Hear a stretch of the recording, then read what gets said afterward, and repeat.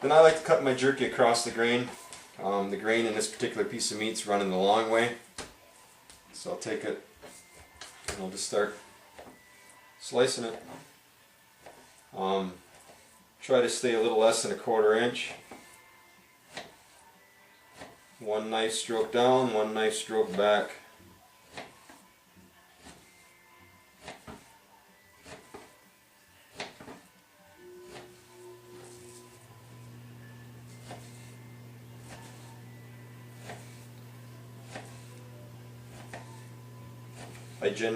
I use the Jerky High Mountain seasoning I buy from the store, but I found the pepper blend the one I like the best, and I tried the original pepper blend with garlic.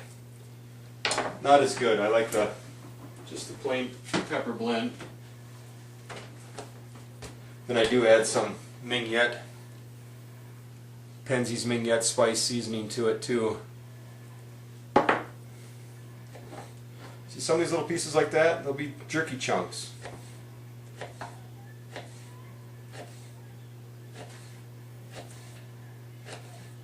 You do want to get most of your fat removed. I see I left a little bit there. That just doesn't have as good as flavor.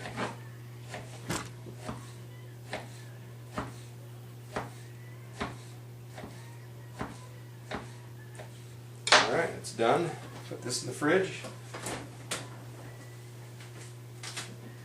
Alright, for the one last piece, let's get a little of this off there, into the trash.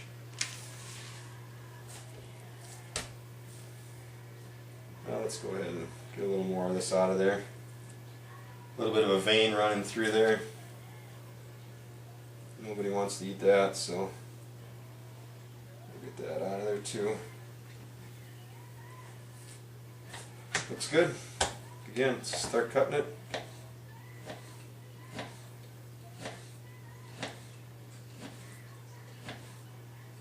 I was watching some other video on YouTube where somebody made some jerky and they cut it with the grain, and you know, they're chewing and chewing and chewing, trying to rip a mouthpiece off or a bite off, and I don't like that.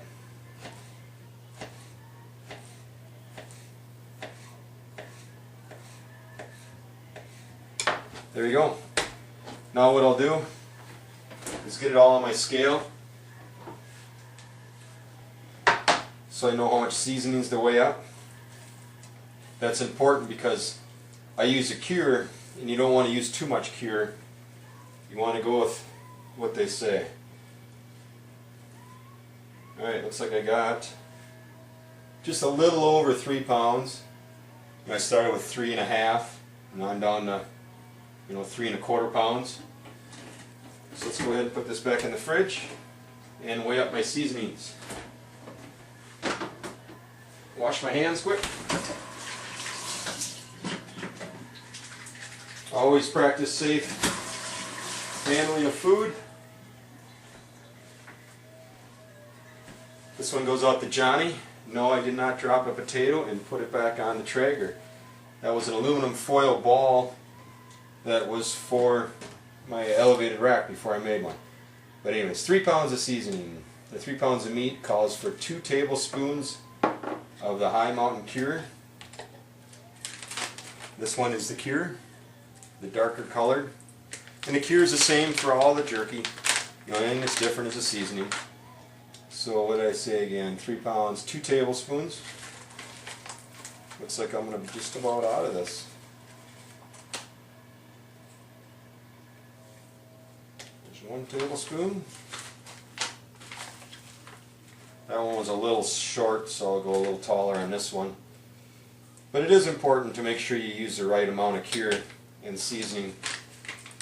Makes a big difference. I know a lot of people make their jerky using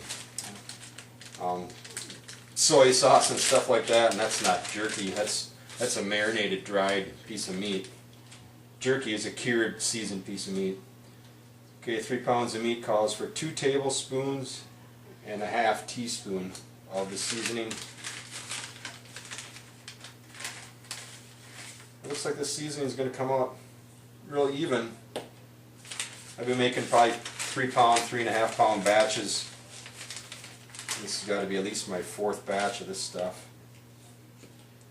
So it looks like my seasonings, I wish I had a little bit more meat, then I could have just used this up. I was a little short on those tablespoons, so we're going to go like that. Then it calls for 1/2 teaspoon.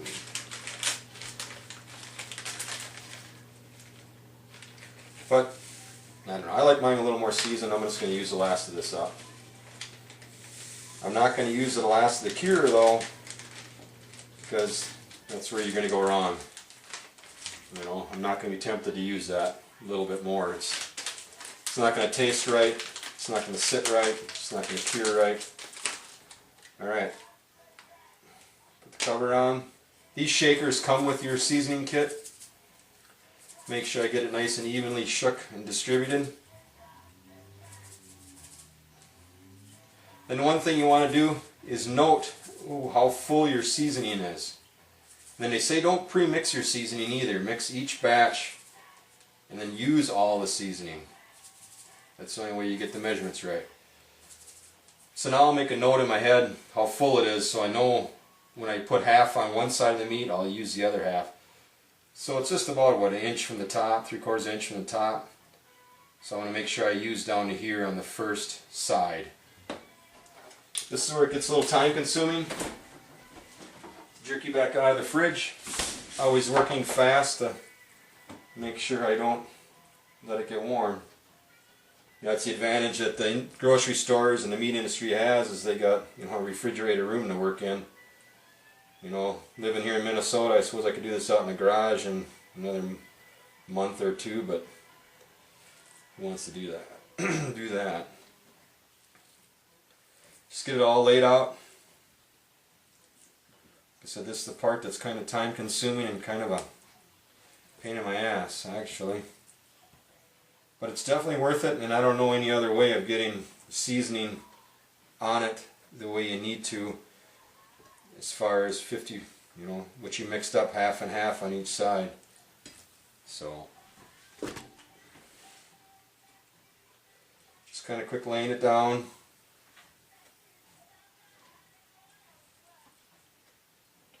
Trying to utilize this cutting board. It'll be tough to get all 3 pounds on it. So I do have another cutting board that's might be out of camera view right now, ready to lay the rest on it.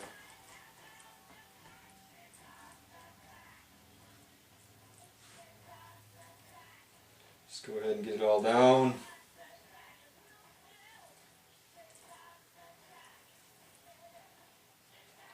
You can see my slices ain't all perfect, you know, not all exact same. Maybe one of these days I'll buy a slicer, but it does get hard to slice, you know, refrigerator temp meat on a slicer.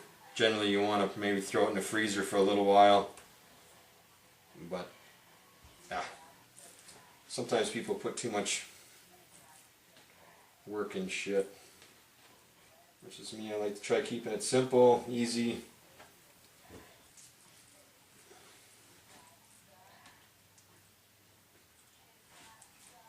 You can see some of these nice bigger pieces. One of these days I'm going to make a jerky chunks. Okay, start laying it out on my other cutting board.